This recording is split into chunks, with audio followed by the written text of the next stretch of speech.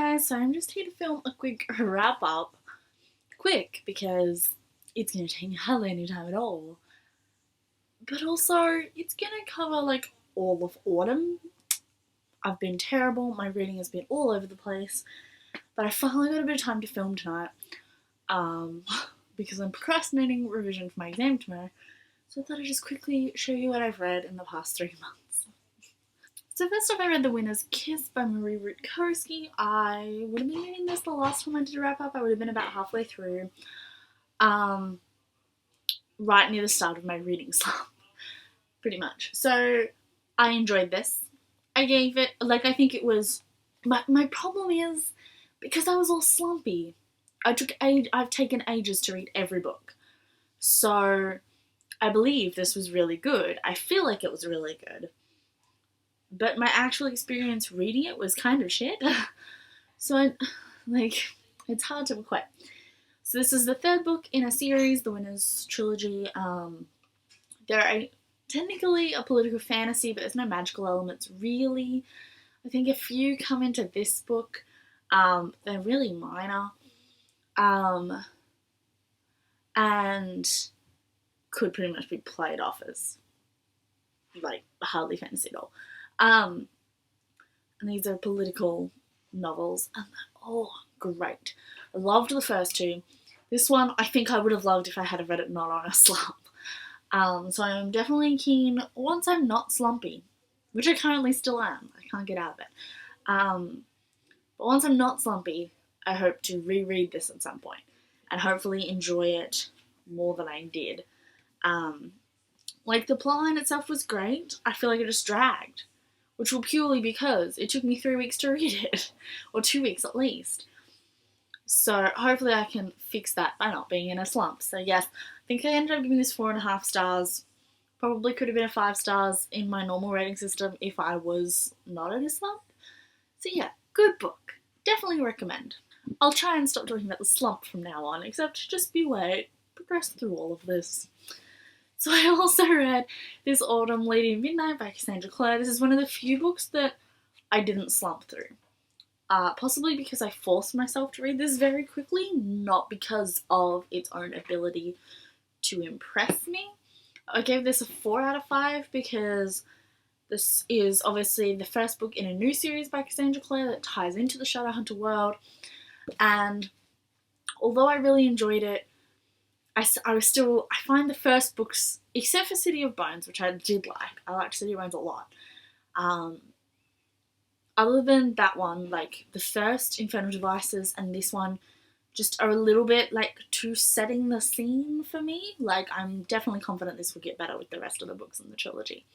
So definitely recommend this. It's great. 4 out of 5 stars. Then I read a book which I borrowed from the library, so I don't have it on me, called A Madness So Discreet by Mindy McGuinness. This is a historical fiction centered around a girl who is put into an insane asylum because she's pregnant, and to get her out of the way in the 1800s, I'm going to say, but maybe 1700s. And she then becomes an apprentice to a man who essentially is a Sherlock Holmes style solving crime kind of guy. And I really enjoyed it. I also read this relatively quickly, within a week. But mainly because I had to get it back to the library. There was incentive. My problem is I just had no incentive to read at the moment. I don't feel like reading most of the time. So I read this one relatively quickly because I forced myself to do it to get it back to the library. And I enjoyed it. It was good. I definitely recommend. Fast-paced. Though the first bit was very intense, the middle was not very intense, and the end was very intense. It had a big middle region that was a little bit boring. But other than that, good. I think I gave it 4 out of 5 stars. Then I read The Rook by Daniel O'Malley. This is the first in a series of science fiction, fantasy, paranormal style. How would I describe it? Oh, it's hard. Essentially, our main character, Miffany, she pronounces it Miffany, but Miffany, he wakes up with no recollection of who she is, but all these dossiers from herself to explain her position. And she's part of this secret society, like MI6, but not. It's for paranormal endeavors, hiding it from the rest of the population. Essentially, it's just her adventure navigating that world. And it was great. Again, this took me ages, but for some reason I could still maintain investment. I really loved this. It was a 5-star book, and I'm very excited for the second one. Hopefully I can get it this month, and I can read it in my non-slump. I'm hoping this next month will be non-slumpy. Then I read Radio Silence by Alice Oseman. This is another one that I read relatively quickly.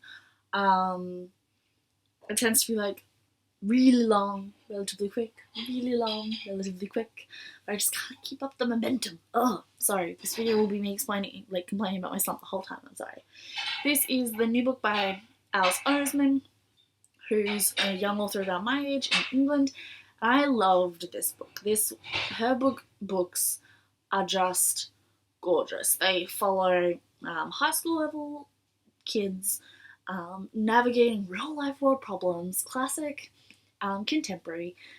But man, she just nails characters insanely. Like, her characters just come alive, and I deeply connect with all of them. Like, I could see myself in so many of these characters. And I just, yes, so good. This is about, like, finding true friends and true friendship and what that means, and, like, complexities of friendships and sexual relationships and all that kind of stuff. And it's so good. Definitely 5 out of 5 stars. Then I read The Cat's Eye Shell by Kate Forsyth, which, as you know, should know, is the 4th of the Chain of Charms series. I'm working my way through these.